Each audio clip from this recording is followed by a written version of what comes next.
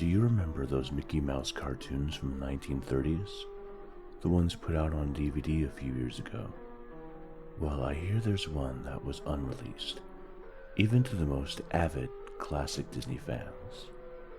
According to most sources, it's nothing special. It's just a continuous loop, like in the Flintstones, of Mickey walking past 6 buildings for 2 or 3 minutes before fading out.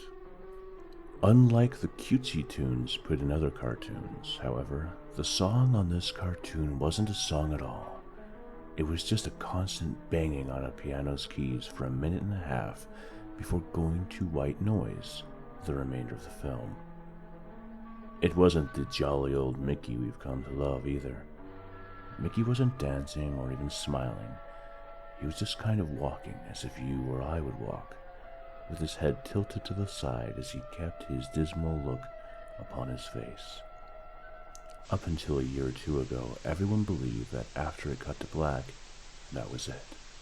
When Leonard Maltin was reviewing the cartoon to be put on the complete series, he decided it was too junk to be included. However, he wanted to have a digital copy, due to the fact that it was a creation of Walt's. When he had a digitized version on his computer, he noticed something. The cartoon was actually 9 minutes and 4 seconds long. This is what my source, an acquaintance of Mr. Maltin, and a personal assistant to one of the higher Disney executives, emailed to me in full. After it cut to black, it stayed like that until the 6th minute before going back to Mickey walking. The sound was different this time, though. Instead of the piano, there was a murmuring.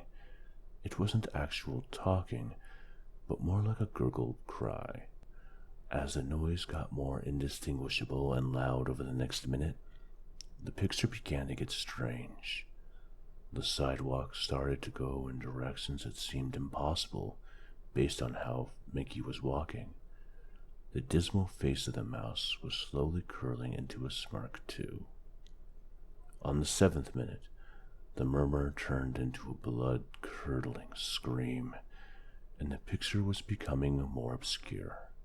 Colors were happening that shouldn't have been possible at the time. Mickey's face began to fall apart with his eyes rolling to the bottom of his chin and his curled smile pointing upward on the left side of his face. The buildings became rubble floating in midair, and the sidewalk was still impossibly navigating in warped directions. Mr. Walton became disturbed and left the room, sending an employee to finish the video and take notes of everything happening up until the last second, and immediately store the disc of the cartoon in the vault afterward. The distorted screaming lasted until 8 minutes and a few seconds in, when it abruptly cuts to the Mickey Mouse face at the end of every video, with what sounded like an out-of-tune music box playing in the background. This happened until the last 30 seconds, but I haven't been able to find out what happened in those final seconds. From a security guard under me who was making rounds outside that room, I was told what happened after. After the video ended, the employee stumbled out of the room, looking pale. He repeated, "Real suffering is not known," 7 times before taking the guard's pistol and shooting himself. The only thing I could get out of Leonard Maltin was that the last frame was a piece of Russian text that roughly said, "The sights of hell bring its viewers back in." As far as I know, no one else has seen it. However, there have been dozens of attempts to get the file onto the internet by employees inside the studios, all of whom were promptly terminated of their jobs.